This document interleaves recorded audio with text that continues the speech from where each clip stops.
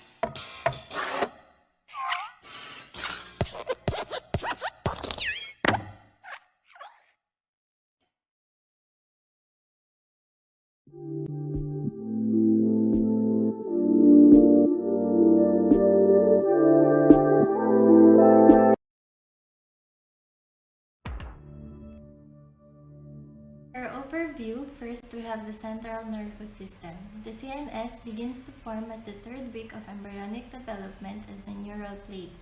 The neural plate becomes the neural tube, which gives rise to the brain and the spinal cord. Second, we have the peripheral nervous system. The PNS consists of the spinal, cranial, and visceral nerves, and spinal, cranial, and autonomic ganglia, which are derived from three sources. First is the neural crest cells, which gives rise to the peripheral ganglia, Schwann cells, and afferent nerve fibers. Second is the neural tube, which gives rise to all preganglionic autonomic fibers and all fibers that innervates the skeletal muscle. Third is the mesoderm, which gives rise to the dura mater and connective tissue investments of peripheral nerve fibers, the endoneurium, the perineurium, and the epineurium.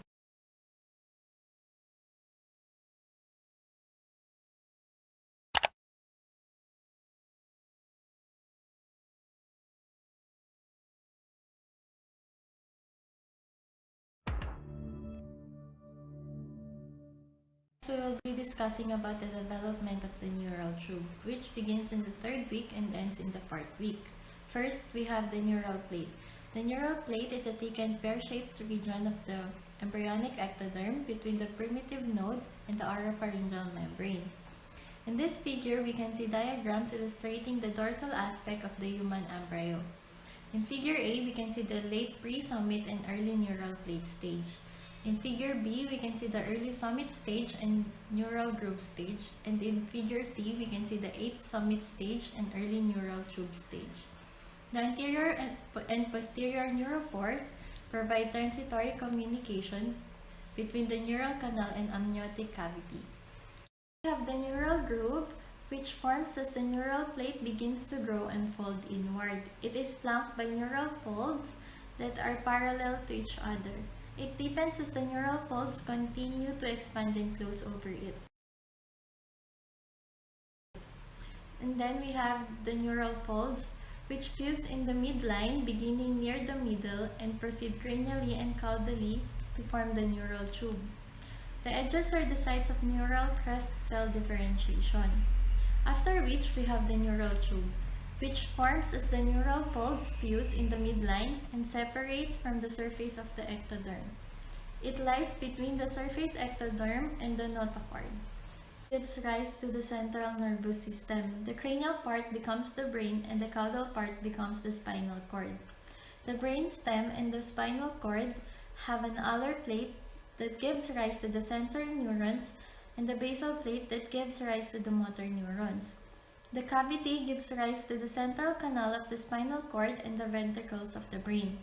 The two openings in the neural tube connect the central canal with the amniotic cavity. First, we have the anterior neuropore, which closes in the 4th week, day 25, and becomes the lamina terminalis. And we have the posterior neuropore, which closes in the 4th week, day 27. Alpha fetoprotein, AFP, is found in the amniotic fluid and maternal serum. It is an indicator of neural tube defects. AFP levels are reduced in mothers of fetuses with Down syndrome.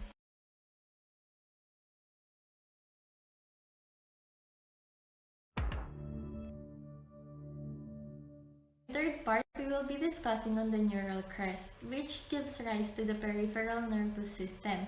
It forms near edges of the neural folds. It is a group of multipotent migratory cells. On the figure, we can see the schematic diagrams of transverse sections of embryos at different stages. For figure A, we can see the neural plate stage. For figure B, we can see the early neural group stage. Figure C, we can see the late neural group stage. And D, the early neural tube and neural crest stage. For figure E, we can see the neural tube and spinal ganglion stage.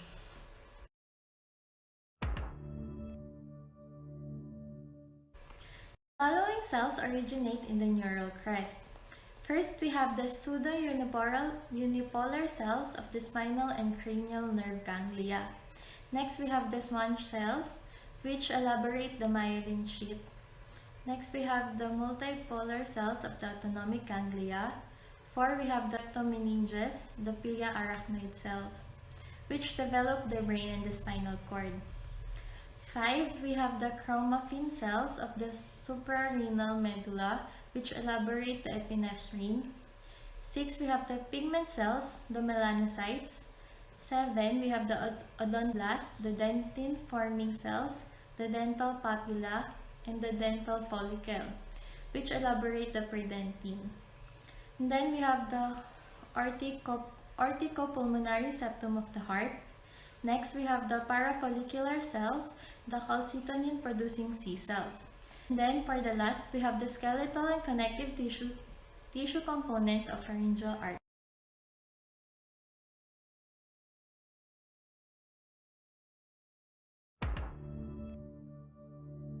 We will be talking about placodes. These are localized thickenings of the cephalic surface ectoderm. They give rise to the cells that migrate into the underlying mesoderm and develop into the sensory receptive organs of the olfactory nerve, cranial nerve 1, and the vestibulocochlear nerve, cranial nerve 8. First, we have the olfactory placodes. These differentiate into neurosensory cells, which gives rise to the olfactory nerve. It induces formation of the olfactory bulbs. Next, we have the otic placodes, which give rise to the following statoacoustic organs. First, the organ of Corti and the spiral ganglion.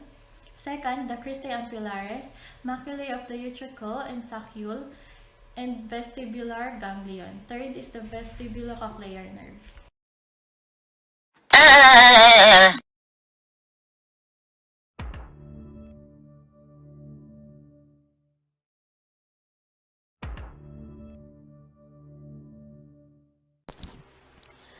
Hello, so this topic will be about the stages of the neural tube development. So first of all, we must all know that the process of the formation of our neural tube is called neurulation. So this occurs about 3rd or 4th week of the development. So our neural tube is important because it becomes our CNS. No, so eventually it will become our brain, our spinal cord. So the development of our nervous system begins around the 3rd week of embryonic development. So sa 3rd week na ito, the major event that is happening is the gastrulation. So in this gastrulation, no, it is where the three primary germ layers, which is the ectoderm, mesoderm, and the endoderm, fold and starts to differentiate into different types of tissues. So the neural tube formation or development begins when part of our ectoderm, which is the outer layer, begins to thicken. So, and that will be called our neural plate. So our neural plate will eventually fold inwards, forming grooves, and these grooves will be called as our neural grooves. So the sides of our neural grooves, which is called the neural folds, will begin to fuse at the end of the third week. So at the end of the fourth week, there will be a complete fusion already of these neural folds, forming now our neural tube. So our neural tube will eventually become the brain in our spinal cord. So as the neural tube continues to close, the bends and bulges will eventually appear gradually. So during the fourth week, three bulges will become very noticeable, so which will give rise to our primary vesicles. So in here, for the vesicle development, first we have the three primary brain vesicles and associated flexures. So this develops during the fourth week and then gives rise to the dilations of the primary brain vesicles and two curvatures. So first one will be our prosencephalon, or our forebrain. This is associated with the appearance of optic nerves. So this will form our telencephalon and diencephalon. Second is the mesencephalon, or the midbrain, and this remains as the mesencephalon. So it will not undergo further na parang subdivisions. Third will be our rhombencephalon, or the hindbrain, which gives rise to our metencephalon, which will eventually form the pons and cerebellum, and then the myelencephalon, or the medulla oblongata. For our flexures naman, we have the cephalic flexure, or the midbrain flexure. It is located between the prosencephalon and the rhombencephalon, and then the cervical flexure, which is located between the rhombencephalon and the future spinal cord. So next is the 5 secondary brain vesicles. So this become visible in the 6th week. The brain vesicles are visible as the primordia of the 5 major brain divisions. So this will be the telencephalon, diencephalon, mesencephalon, metencephalon, myelencephalon, or the medulla oblongata. So saan ba nanggaling itong 5 secondary brain vesicles natin? So sa primary vesicle natin, the prosencephalon and then this rhombencephalon further subdivides into 2, which while this mesencephalon, yun na nga, hindi na siya nag-divide pa. So first, for the telencephalon, the lateral outpacketings will form the cerebral hemispheres. Inferior outpacketings forms the olfactory bulbs, and then there will be visible lateral ventricles. And then for the diencephalon, third ventricle, optic chiasm, and nerves of infundibulum and mammillary eminences become visible. Next will be our mesencephalon. This contains large cavity that will become the cerebral aqueduct. And then third, the metencephalon, separated from the mesencephalon by the rhombencephalic isthmus, and separated from the myelencephalon by the pontine flexure. And then this contains rhombic clips on the dorsal surface that give rise to the cerebellum, and then becomes the pons in the cerebellum and contains the rostral half of the fourth ventricle. Next will be the myelencephalon, or the medulla oblongata. It lies between the pontine and the cervical flexures, becomes the medulla, and contains the caudal half of the fourth ventricle. So let's go with this figure.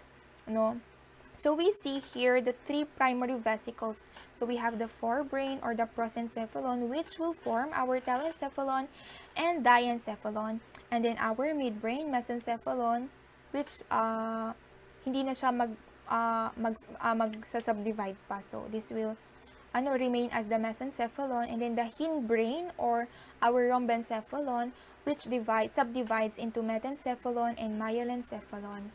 So for the 5 secondary vesicles which occurs on the 6th week. So for the telencephalon, it will become the cerebral hemisphere.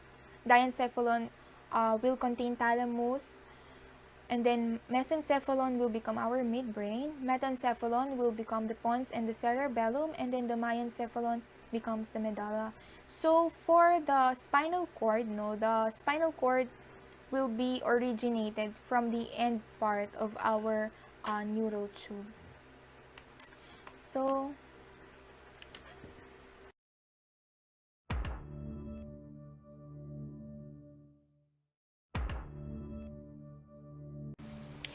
now let's go to the histogenesis of our neural tube. So first of all, we must all know that the cells of our neural tube derives from its own wall, and also the lumen will become the vascular system of our, or the ventricular system, I should say, of our brain, and central canal of our spinal cord. So the walls of our neural tube is lined with tall columnar epithelial cells. So this extends extends from the internal lining membrane to the external lining membrane of the neural tube. So this columnar lining, tall columnar lining of our neural tube undergoes differentiation and eventually becomes pseudostratified columnar cells. So as these cells continue to divide or continue to proliferate and differentiate, this will divide the walls of our neural tube into 3 basic zones. So this will be our ependymal zone, our internal mental layer, and our outer marginal layer. So our ependymal cell zone will give rise to our ependymal cells of our microglia. Our mental layer, which is the middle layer, will give rise to our gray matter, and our marginal layer, which will be the outer layer, will eventually become our white matter. So from the ependymal cell layer, there will be 2 cell groups that will develop from it. So this will be the neuroblast and the spongioblast. So for our neuroblast, this will form all the neurons found in the CNS. And for our spongioblast, this is where these glioblasts originate. So our glioblasts forms the supporting cells of the CNS. So the supporting cells of our CNS will be of the macroglia, ependymal cell, and microglia. So for our macroglia, we have 3 subtypes. We have the astroglia or the astrocytes, which contains glial fibrillary acidic protein, or the GFAP, which is a marker for astrocytes. And then this surrounds blood capillaries with perivascular feet. Next will be the radial glial cells. This is of astrocytic lineage and will be positive with GFAP. And this provides guidance for the migrating neuroblasts. Third will be the oligodendroglia or the oligodendrocytes. This produces now the myelin of the CNS. So next, supporting cell will be of our ependymal cells. So these ependymal cells are ciliated, so always remember that. And then there will be this encompasses of 3 types of cells. So first will be the ependymocytes. So this lines the ventricle and the central canal. Next is tanycytes.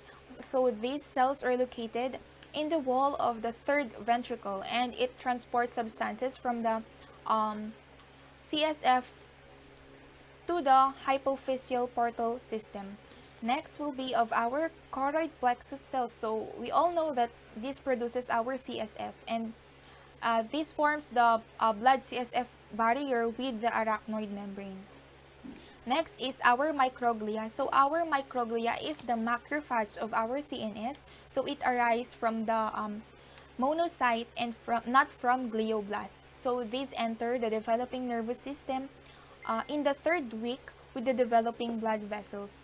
So as what we said a while back, so these are the layers of the neural tube wall. So we have the neuroepithelial or the ventricular layer. So this is the same with the ependymal layer, no? So it is the innermost, and then a monocellular layer of ependymal cells that lines the central canal and future brain ventricles. Next will be the mantle layer or the intermediate layer. So it is the middle layer. So this gives rise to our gray matter. So gray matter. So it consists of neurons and glial cells. So also contains the developing alar and the basal plates. Third layer will be the marginal layer. So it is the outermost layer of this neural tube wall. So it contains nerve fibers of neuroblasts of the mantle layer and glial cells, and also produces the white matter of the spinal cord through the myelination of axons growing into this layer. So katulad nga ng sinabi natin kanina that the mantle will give rise to our gray matter, and then the marginal layer will be of our white matter.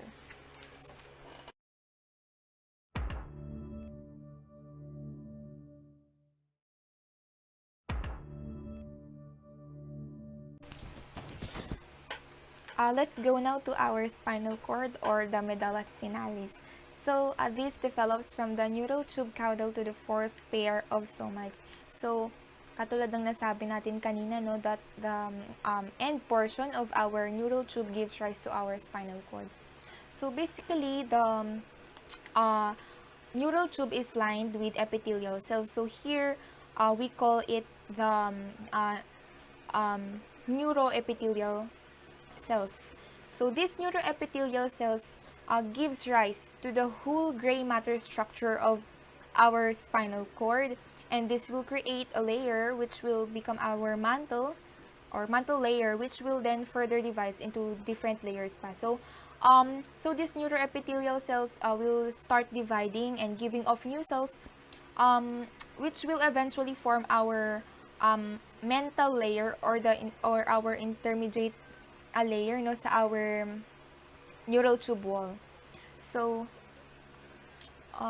in here, in the developing spinal cord on the dorsal part or the posterior part dito sa ating figure B. So the dorsal part will the gray matter that will develop here will be our alar plate. So this alar plate, ito will give rise to our sensory fibers. And then sa ventral portion or the anterior portion will give rise to our basal plate. So the space between the alar plate and the basal plate, no, we will call this is what we call our sulcus limitans, and then we have here our roof plate and then the floor plate. So this parang it holds now the alar and the basal together. Okay, so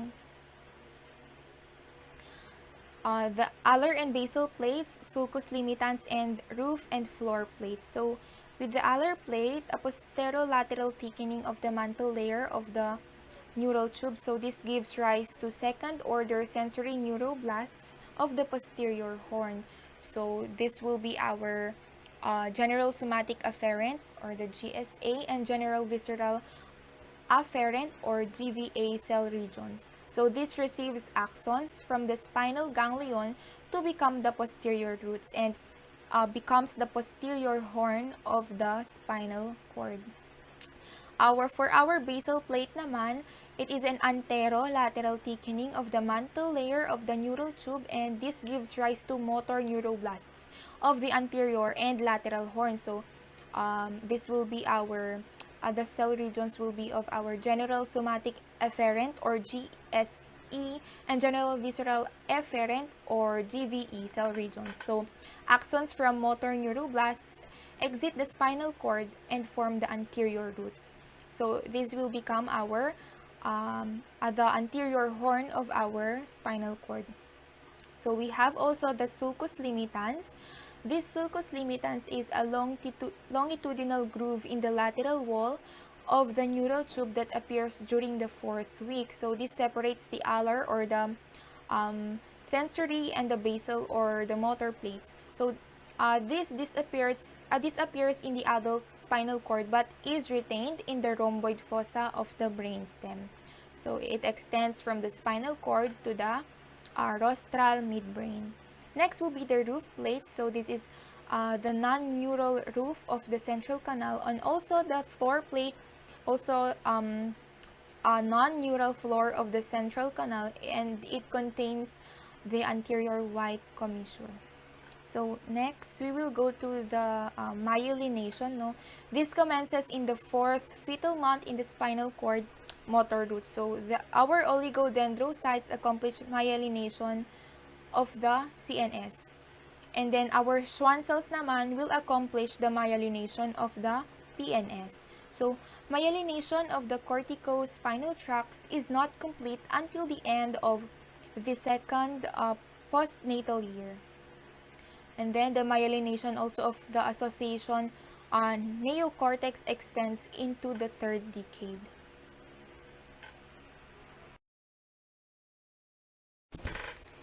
So for the positional changes of the spinal cord, so the position of our spinal cord varies with development of the fetus as well as the development of the child and of the adult.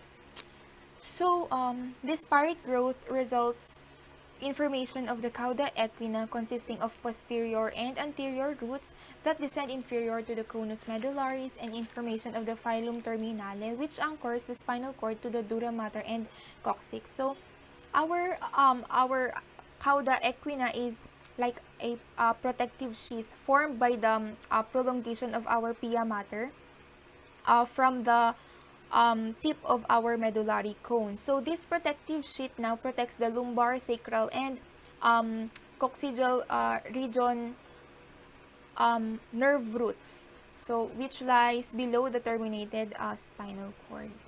So here at 8 weeks, the spinal cord extends the entire length of the vertebral canal. So our spinal cord and the vertebral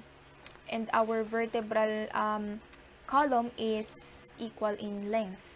So at birth, the conus medullaris extends to the level of the 3rd lumbar vertebra or the VL3, and then in adults naman, the conus medullaris terminates at the VL1 to VL2 level.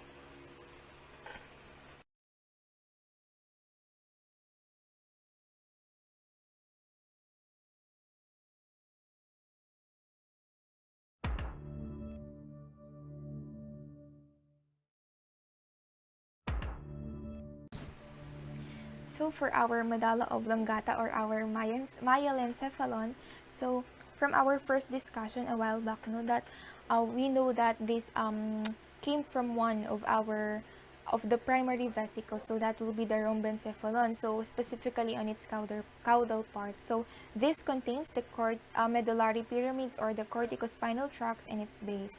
So first, for the alar sensory and basal motor plates, no, there will be 2 regions of our medulla, so that will be the closed or caudal and the open medulla. So for our closed or caudal medulla, the alar plate sensory neuroblasts gives rise to the following. First is our posterior column nuclei, which is made up of our gracile and cuneate nuclei. So for our gracile nucleus, it is situated underneath the or at the midline of dorsal junction of the brainstem and spinal cord. So next will be for our inferior olivary nuclei.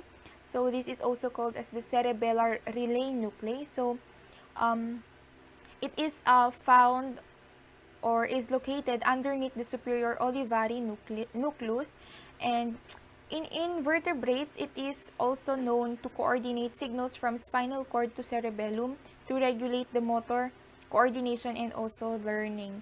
So next is the solitary nucleus. This forms the GVA for the taste and special visceral afferent or the SVA column. So the nucleus of this solitary nucleus po has been described as a primary visceral sensory relay station within the brain. So it receives and responds to stimuli from our respiratory, our cardiovascular, and our gastrointestinal system.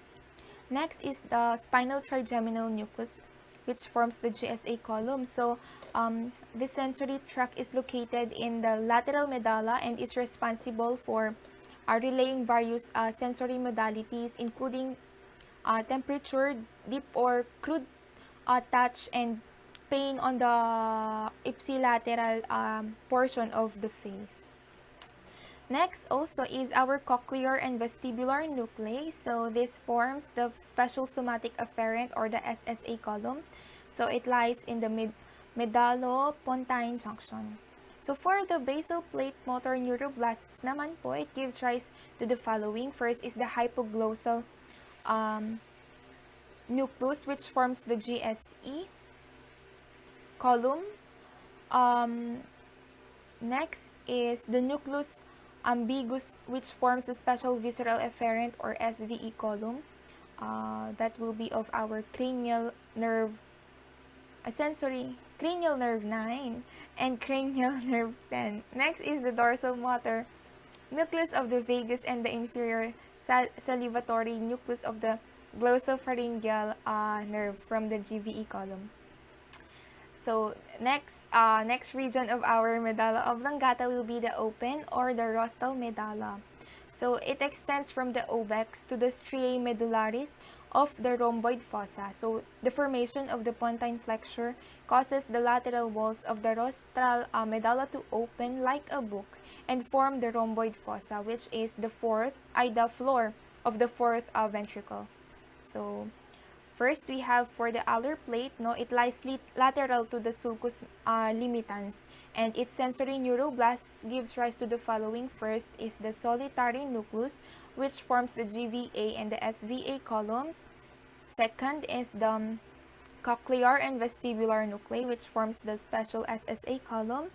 And then third will be of our spinal trigeminal nucleus, which forms the GSA columns.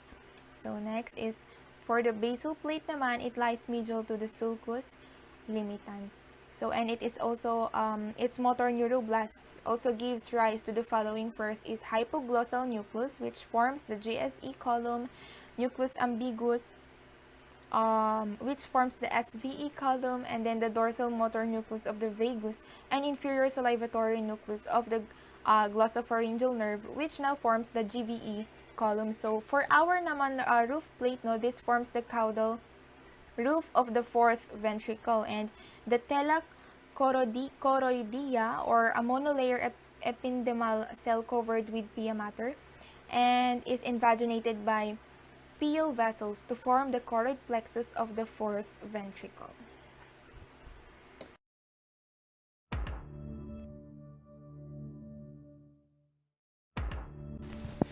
So let's go now to our metencephalon. So our metencephalon develops from one of the primary vesicles. So that will be of our rhombencephalon. So specifically po sa rostral division of it. So it gives rise to our pons and cerebellum. And then okay, for the pons, first is the alar plate sensory neuroblasts gives rise to the following. First will be the solitary nucleus. So this forms the GVA and the SVA for the taste. Columns of cranial nerve 7. And then the cochlear and vestibular nuclei, which forms the SSA column of cranial nerve 8. And the spinal and principal trigeminal nuclei, which forms the GSA and column of GSA column of cranial nerve 5, and then the pontine nuclei, which consists of cerebellar relay nuclei, which is the pontine gray. So second is the basal plate motor neuroblasts, which give rise to the following. First is the abducent nucleus, which forms the GSE column, and then the facial and trigeminal motor nuclei of cranial nerve 7 and cranial nerve 5, which forms the SVE column. Next is the superior salivatory nucleus, which forms the GVE column of cranial nerve 7. Third will be the base of the pons. So the base contains pontine nuclei from the alar plate, the corticobulbar, corticospinal, and corticopontine fibers. Also, the pontocerebellar fibers that are axons of neurons found in the pontine nuclei. So the next na pagdi-differentiatan po or that originates from our metencephalon will be of our cerebellum. So the cerebellum is formed by the rhombic lips, which are thickened alar plates of the mantle layer. So the rostral part of the cerebellum is derived from the caudal mesencephalon. And then, so for it is the cerebellar. Oh, I searched it po. Singit ka lang. I searched it po sa YouTube how to pronounce it, and sabi ALH. Okay yun. Or primordium. Share ko lang po. Okay. So first is the vermis. Second will be the cerebellar hemispheres. Third will be the cerebellar cortex, which composes of our molecular layer, Purkinje layer, and granular or the internal cell layer, and 4 pairs of cerebellar nuclei. So this formed by the cell migration from the ventricular zone into the marginal layer. So fourth will be the external granular layer or the EGL. This is a germinal layer on the surface of the cerebellum present from week 8 of development to the end of the second postnatal year. This gives rise only to granule cells and not to basket or the inner stellate or stellate, which is the outer stellate neurons. So persistent cell nests can give rise to a neoplasm, which is called the medulloblastoma, and also this is sensitive to antiviral agents that block DNA synthesis. So the fifth will be of our folia and fissures.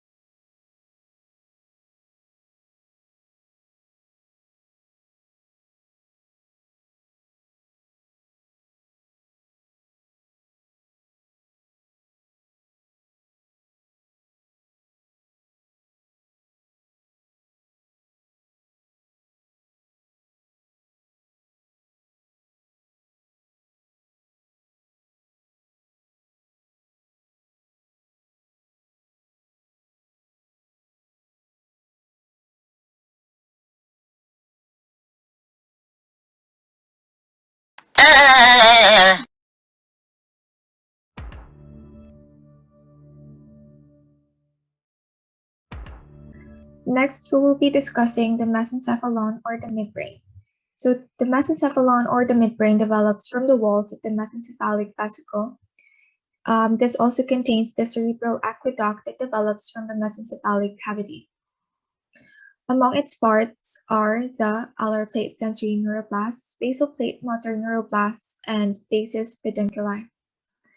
For the alar plate sensory neuroblasts, they form the cell layers of the superior colliculi and the nuclei of the inferior colliculi. The basal plate motor neuroblasts give rise to different structures. So first is the trochlear and oculomotor nuclei of the fourth and the third cranial nerve, which forms the general somatic efferent column. Next would be the accessory oculomotor nucleus of the third cranial nerve that forms the most rostral cell group of the general visceral efferent column. Lastly, the basal plate motor neuroblasts give rise to the red nucleus and substantia nigra. The basis pedunculi contains corticobulbar, corticospinal, and corticopontine fibers from the cerebral cortex.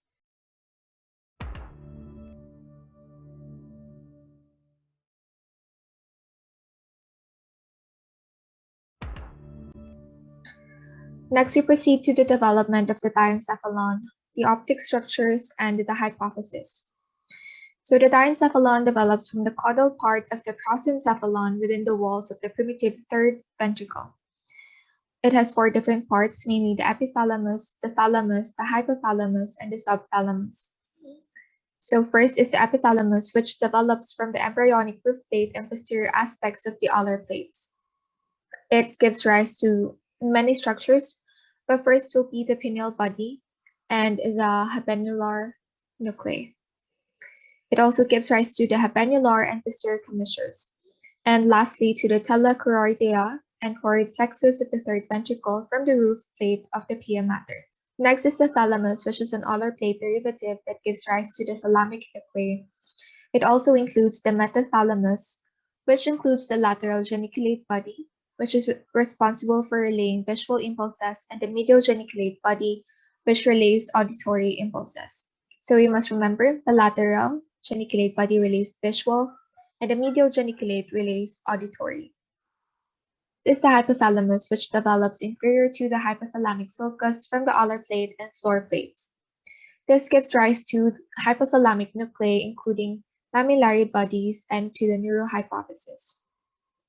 Lastly, we have the subthalamus, which is an alar plate derivative located inferior to the thalamus and lateral to the hypothalamus. This includes the subthalamic nuclei, the zona incerta, and lenticular and thalamic vesiculi. This contains subthalamic neuroplasts that migrate into the telencephalon and form the globus pallidus. Next is the optic vesicles, cups, and stalks, which are derivatives of diencephalic vesicle walls, and they give rise to the retina, the optic nerve, the optic chiasm, and the optic tract. So next is the hypophysis, which is also known as the pituitary gland. It is composed of two parts, the anterior lobe and the posterior lobe. For the anterior lobe, otherwise known as the adenohypophysis, this one develops from the Rath pouch, which is an ectodermal diverticulum of the primitive oral cavity, or also known as the stomachium. So remnants of the Rath pouch can give rise to a congenital cystic tumor called a craniopharyngioma.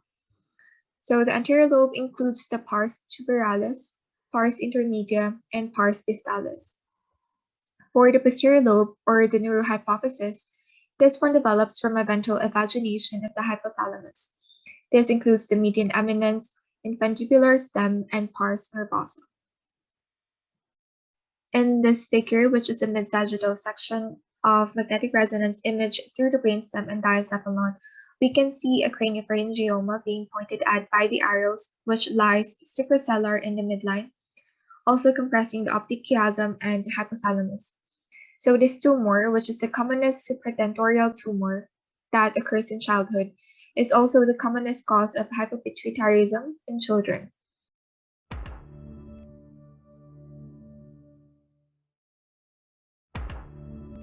Up next is the development of the telencephalon.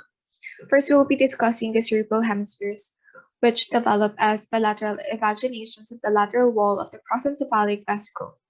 They contain four structures. First is the cerebral cortex, the cerebral white matter, basal nuclei, and lateral ventricles.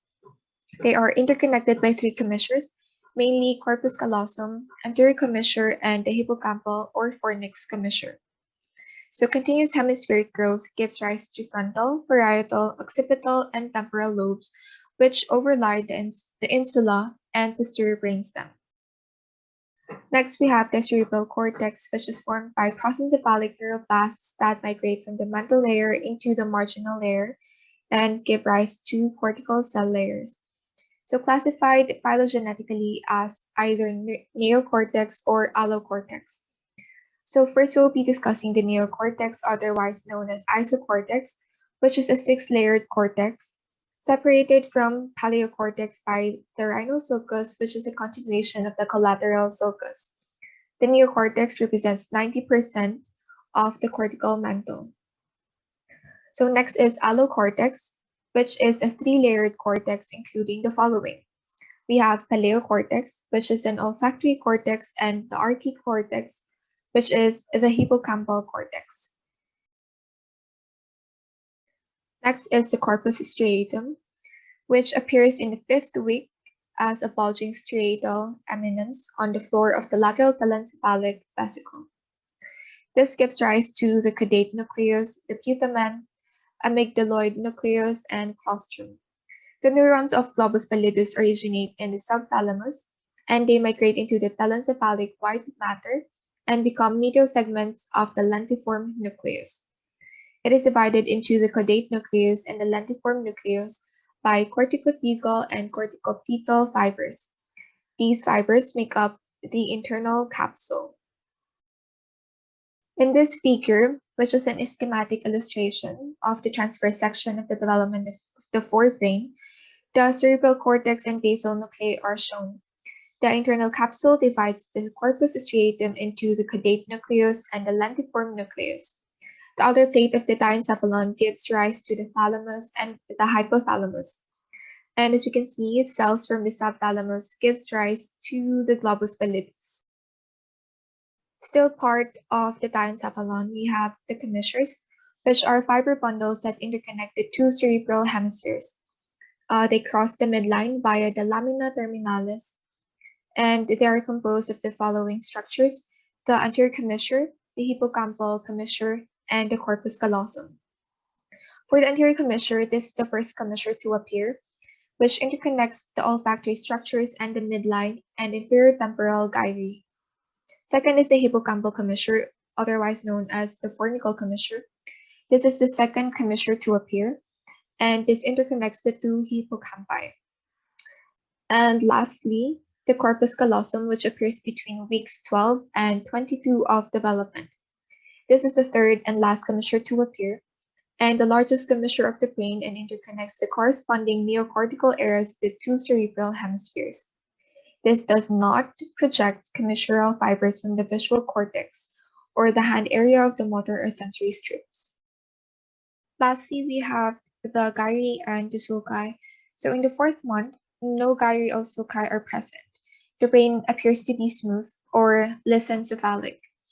At the 8th month, however, all major gyri and sulci are present and the brain is convoluted or gyrencephalic.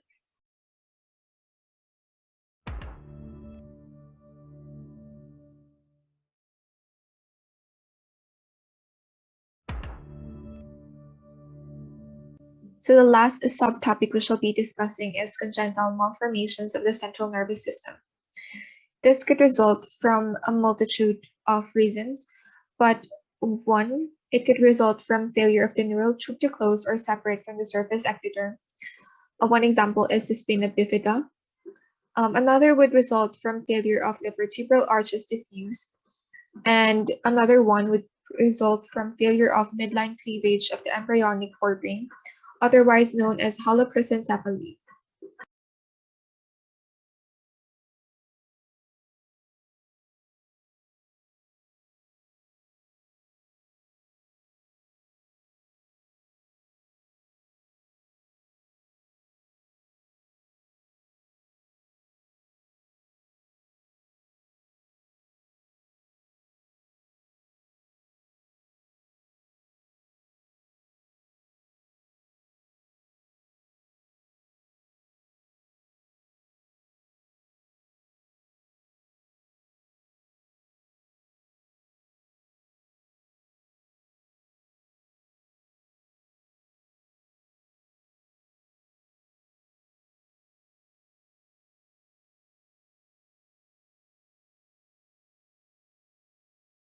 As mentioned, one of the possible causes could be neural tube defects, which include spina bifida and anencephaly. So these kinds of defects can actually be prenatally detected by screening for high alpha fetoprotein levels in the amniotic fluid or in the maternal serum, and this can be subsequently confirmed through ultrasound. So if high alpha fetoprotein levels is associated with neural tube defects, low alpha fetoprotein levels, on the other hand, is associated with Down syndrome. So we shall be discussing spina bifida, which has different variations. But first, it generally occurs in the sacrolumbar region and results from failure of the posterior neural pore to close. So it includes spina bifida occulta and spina bifida cystica as some of its variations. For spina bifida occulta, this is a defect in the vertebral arches and the least severe type of spina bifida. This occurs in 10% of the population. For spina bifida cystica, which is a major form of dystrophism, this is most often localized in lumbar and lumbosacral regions. It has three different types, but first is the spina bifida with meningocele, which occurs when the meninges project through a vertebral defect, forming a sac filled with cerebrospinal fluid. This exists with the spinal cord remaining in its normal position. So second is the spina bifida with meningomyelocele, which occurs when the meninges and spinal cord project through a vertebral defect and forms a sac. It is the commonest variation of spina bifida cystica, which occurs 80 to 90% of the time. It is usually present in Arnold-Chiari malformation. So lastly, we have spina bifida with myeloschisis, and this is the most severe type of spina bifida. This results in an open neural tube that lies on the surface of the back instead of inside the body. For anencephaly or meroanencephaly, this results from the failure of the anterior neuropore to close instead of the posterior neuropore, which is present in spina bifida. This occurs when the brain fails to develop, and a rudimentary brainstem is usually present with no cranial vault being formed. This is the most common serious birth defect in stillborn fetuses and occurs once in every 1,000 births. For the ossification defects of the occipital bone, they are also called cranium bifidum and occurs once in every 2,000 births. So encephalocele occurs 75% of the time in the occiput and 25% in the sinciput. As shown in this diagram, occipital encephalocele has different variations. So first we have the meningocele, and second is the meningoencephalocele, and lastly meningohydroencephalocele. The next possible cause is Arnold-Chiari malformation, which is a cerebellomedullary malformation where the caudal vermis, cerebellar tonsils, and medulla herniate through the foramen magnum and result in an obstructive hydrocephalus. So it is frequently associated with spina bifida or meningomyelocele and platyphasia with malformation of the occipitovertebral joint. So children affected by Arnold-Chiari malformation may have dysphonia, laryngeal stridor, and respiratory arrest, which includes the involvement of cranial nerve 10. This also occurs once in every 1,000 births. For the next possible cause, we have Dandy-Walker syndrome, which consists of a huge cyst in the posterior fossa associated with the atresia of the alpha foramina of the fourth ventricle.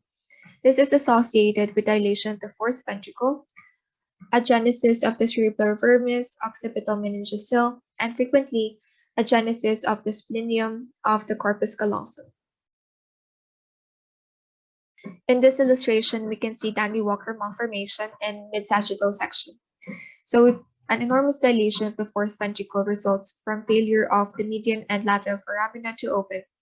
This condition is associated with occipital meningocele, elevation of the confluence of the sinuses, agenesis of the cerebellar vermis, and splenium of the corpus callosum. Another possible cause is fetal alcohol syndrome, which includes growth retardation, microcephaly, and congenital heart anomalies. And this one is considered the most common cause of mild mental retardation, which occurs once in every 500 live births. Another is hydrocephalus, which is a dilation of the ventricles owing to an excess of cerebrospinal fluid. This may result from blockage of cerebrospinal fluid circulation, which is present in aqueductal stenosis, or overproduction of cerebrospinal fluid, which is present in choroid plexus papilloma of lateral ventricle. So aqueductal stenosis is the most common cause of congenital hydrocephalus, and it may be transmitted by an X-linked trait or may be caused by cytomegalovirus infection or toxoplasmosis. So hydrocephalus may either be communicating hydrocephalus or non-communicating hydrocephalus. For communicating hydrocephalus, this results from obstruction distal to the ventricles, which include subarachnoid hemorrhage or meningitis. For non-communicating hydrocephalus, this one results from obstruction within the ventricle system, which is present in aqueductal stenosis or ependymitis. Another malformation could be holoprosencephaly, which results from failure of midline cleavage or diverticularization of the embryonic forebrain. The telencephalon contains a single ventricular cavity in this malformation. This is characterized by the absence of olfactory bulbs and tracts or rhinencephaly. This is also seen in trisomy 13 or Patau syndrome. This may result from alcohol abuse during pregnancy, especially in the first 4 weeks, and this is the most severe manifestation of fetal alcohol syndrome. In extreme forms, such as a lobar and semilobar, it results from the absence of corpus callosum and septum pellucidum. In this illustration, holoprosencephaly results from failure of midline cleavage of the embryonic prosencephalon, and the telencephalon contains a single ventricular cavity, which may result from alcohol abuse, as mentioned, especially during the first 4 weeks of pregnancy. Another malformation is polyhydramnios, which is an excess of amniotic fluid resulting from the inability of the fetus to swallow amniotic fluid. This may result from esophageal atresia. Next is hydranencephaly, which is a congenital absence of the cerebral hemispheres that are replaced by immensely dilated ventricles. This results from bilateral hemispherical infarction secondary to occlusion of the carotid arteries in utero. This may also result from severe necrotizing encephalitis in utero from toxoplasma, rubella, cytomegalovirus, or herpes virus, otherwise known by the acronym TORCH. Another is porencephaly, which is a cystic cavitation of the prosencephalon owing to a genesis of the cortical mantle. The cavity is lined with ependyma and communicates with the lateral ventricle. This is called schizencephaly when the condition is bilateral. Next is false porencephaly, which is a malformation consisting of the cystic cavities that are lined with glia and do not communicate with the lateral ventricle. Last, we have tethered spinal cord, which results from a thick, short filum terminale. This leads to weakness and sensory deficits in the lower extremity and a neurogenic bladder. Deficits usually improve after transection. That's it. That ends our lecture, guys. I hope you really learned a lot from it and I hope you enjoyed it. So, see you sa season 2.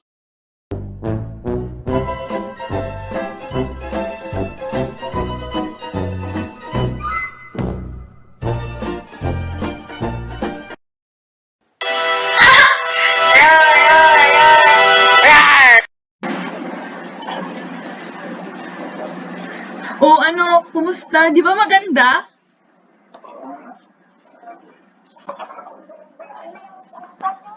Kasi nahanap yun. Paano nalalaman? Parang may binigay lang account din sa amin, may parang link. Nasan si Shine? Wala nga ata siya. Nag-e-enjoy pa rin nata manood. Nanonood pa rin. Nanonood pa din, di ba? Ang saya. Di ba sabi sa'yo may matututunan tayo dun? Sige na mga dok, tara matulog muna ako. Medyo napagod ako sa pinanood natin. Sige. Magre-review Ako na kami. manonood ulit ako Sige, maiwan ko muna kayo. Bye-bye. Bye-bye. Thank you. Bye-bye.